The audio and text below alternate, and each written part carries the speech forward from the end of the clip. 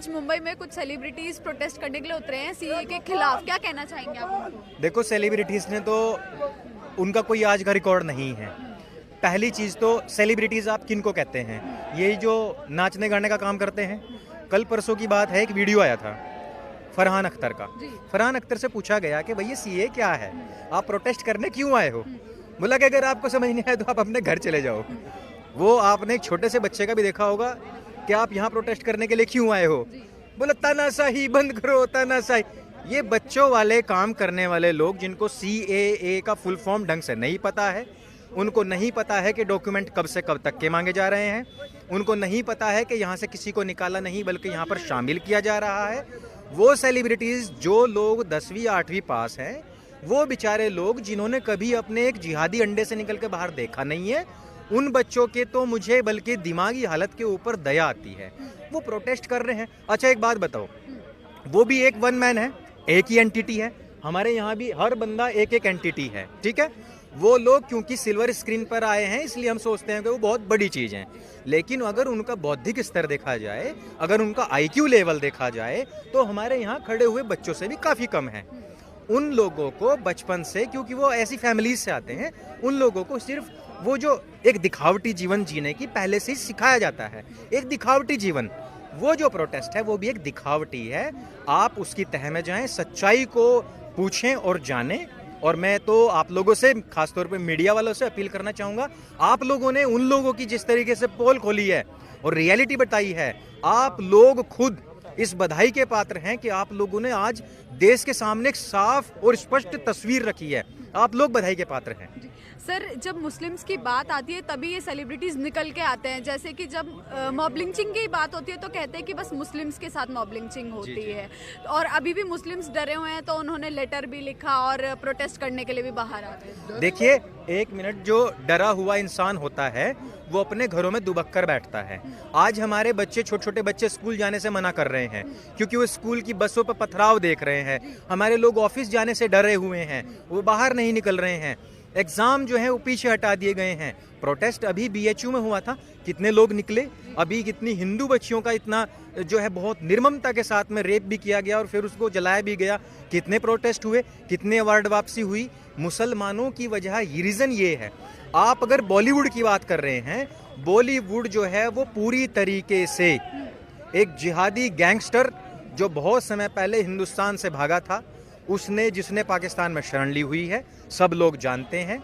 उसी के आधार पर, दाऊद की मैं बात कर रहा हूँ, बॉलीवुड चलता है, वहाँ पर उन्हीं लोगों की चलती है। और ये जो प्रोटेस्टर्स निकले हुए हैं ना, इन सब की कनपट्टी पे एक एक पिस्टल रखी हुई है।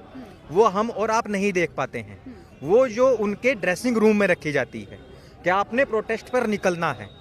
जान सबकी एक समान है, चाहे वो हिंदू हो, मुस्लिम, सिख, ईसाई, बौद्ध, जैन, पारसी, कोई भी हो।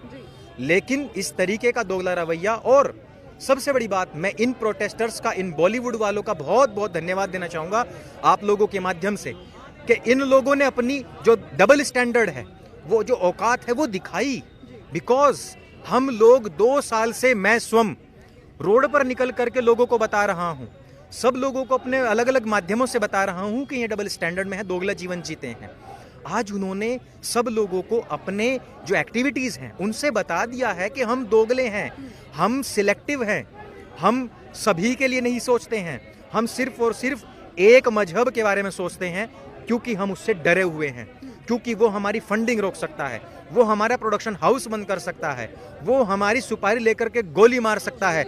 आपने गुलशन कुमार जी को देखा, वो जिस टाइम पर हिंदुओं के लिए खड़े हुए, पहले सुपारी दी गई, उनको पहले कहा गया कि आप बैठ जाइए, वो नहीं बैठे तो उनको गोली मरवा दी गई। तो यह जो चीज़ें हैं, डबल स्टैंडर्ड, ये उन लोगों ने स्वयं से दिखाया है। जान सबकी बराबर है। मैं एक बार फिर से अपने देश के मुसलमानों से पूछना चाहता हूँ, जब भी कभी ऐसे जिहाद की बात आती है तो मुसलमान एक आयत सबको सुनाते हैं और वो कहते हैं कि हमारे यहाँ पर तो लिखा हुआ है कि एक व्यक्ति की यदि हमने जान बचाई तो 1000 लोगों की जान बचाई। एक व्यक्ति के चेहरे पर यदि स्माइल आई तो 1000 लोगों के चेहरे पर स्माइल आई। हज जाने से पहले 10 नियम हैं, आपको पता होने चाहिए। यदि आपके पड़ोस में कोई व्यक्ति बीमार है, उसके पास खाना नहीं है, खाने को नहीं है, पहनने को नहीं है, तो उसका पहले घर में पैसा दो, उसके घर में खुशहाली लाओ। वो पड़ोसी जो है आपका, आप वो नियम बताते हैं, और यहाँ जो हमारे दलित भाई बाहर 3 देशों से अंदर आ रहे हैं, उनकी आपसे खुशी महसूस जो है बर्दाश्त नहीं हो रही है। वहाँ रहने वाले मुसलमानों को आप क्यों बुलाना चाहते हैं? कारण क्या है? वो कारण स्पष्ट नहीं कर रहे हैं। ये डबल स्टैंडर्ड आप लोगों के माध्यम से जो आज जनता के सामने आया है, और ये जो हजारों हजारों लाखों लोग जो सड़कों पर निकले हैं, ये आप लोगों की वजह से हुआ है। आप लोगों से मैं चाहूँगा आगे भी इस डबल स्टैंडर्ड को हमेशा एक्सपोज करते रहें। इसी तरीके से इस पूरे देश में जो चौथा स्तंभ आप लोगों को कहा गया है, उसकी भूमिका इसी तरीके से सत्य और निष्ठा के साथ में अदा करते रहें। सर, CAA एक्ट में मेंशन है कि इंडियन मुस्लिम्स को कोई खतरा नहीं है, लेकिन तब भी हमारे देश के मुस्लिम भाई बहनों को डर है। और जैसा कि आम आदमी पार्टी के विधायक अमनतुल्ला खान, उन्होंने लोगों को तो भड़का दिया, खुद घर में बैठे हैं, बसों में आग लगाई जा रही है, पुलिस चौकी जला दी। आप क्या कहना चाहेंगे? कहना तो क्या चाहेंगे, उनका फ्यूचर तो यही है कि वो चाहते हैं ये भी इस्लामिक स्टेट बन जाए, इस्लामिक कंट्री बन जाए, इसीलिए भड़का रहे हैं। ये बात तो सोनिया गांधी जी ने भी बोली है, राहुल गांधी जी ने बोली है। आज नहीं निकले तो फ्यूचर के कायर कहलाओगे। हमें मिल के लड़ना होगा। और केजरीवाल इलेक्शन आ रहे इसलिए बोल रहे हैं मुस्लिमों की वोट चाहिए उनको, अपनी वोट बैंकिंग के लिए। बस वोट बैंकिंग के लिए करें। उन्होंने पहले इलेक्शन में भी बोला था कि केजरीवाल ने बोला था कि मेरा फंडिंग हुआ जो इलेक्शन है वो अरब से हुआ। सर, उन्होंने आरोप तो डाल दिए दिल्ली पुलिस पर कि दंगे करा रही है, लेकिन उन छात्रों, उन लोगों को कुछ नहीं कहा जो बसों में आग लगा रहे हैं, पुलिस चौकी पर आग लगा रहे हैं। आपको भी पता होगा जाफराबाद में 14 पुलिस वाले घायल हैं, उनके लिए कुछ नहीं कहा। वो टोटल ऑफ एक आतंकवादी संगठनों से रिलेशन रखते हैं। वो मतलब फॉलो करते हैं हर आतंकवादी को, इसीलिए बस काम भी क्या कर सकते हैं, ब्लास्ट कर सकते हैं। और पुलिस के ऊपर जो ब्लेम्ड कर रहे हैं, पुलिस खाम का किसी को कुछ भी नहीं कहती। वो दंगा करते हैं, स्कूल बसों पे पथराव करते हैं। हमारे भी छोटे छोटे बच्चे हैं। हम विश्वास करते हैं पुलिस पे, आर्मी पे और अपने देश के प्रशासन पे, नहीं तो हम भी वो काम कर सकते हैं। मैं इस विषय में एक बात कहना चाहता हूँ कि देखिए, पुलिस के ऊपर पथराव कौन कर सकता है, आर्मी के ऊपर पथराव कौन कर सकता है? जिसके घर से पुलिस में नहीं है ना आर्मी में है। हमारे घर से पुलिस में है, आर्मी में है, हमें दर्द होता है। पुलिस से उनकी कोई सीधी दुश्मनी नहीं है, दुश्मनी काफिरों से है। काफिरों के बीच में आती है, उनके और काफिरों के बीच में आती है पुलिस, आर्मी। इसलिए आर्मी और पुलिस उनकी दुश्मन बनी हुई है। देश का जो संवैधानिक ढांचा है उसको नष्ट करने का प्रयास है, शरिया को लागू करने का प्रयास है, जिसको कि यह संविधान और इस संविधान के रक्षक कभी भी होने नहीं देंगे। जो आपने बात की है CAA की और NRC की, इसके विषय में आप लोगों के माध्यम से, मीडिया के माध्यम से ही पता लगा है। 2003 में मनमोहन सिंह इसके पक्ष में थे, ममता बनर्जी इसके पक्ष में थी, 1947 में नेहरू और गांधी इसके पक्ष में थे, देश के बड़े बड़े नेता इसके पक्ष में थे। आज सिर्फ विरोध इसलिए है क्योंकि यही शब्द उस समय पर भी प्रयोग हुए थे, गैर मुसलमानों को सबको यहाँ पर बुलाया जाए।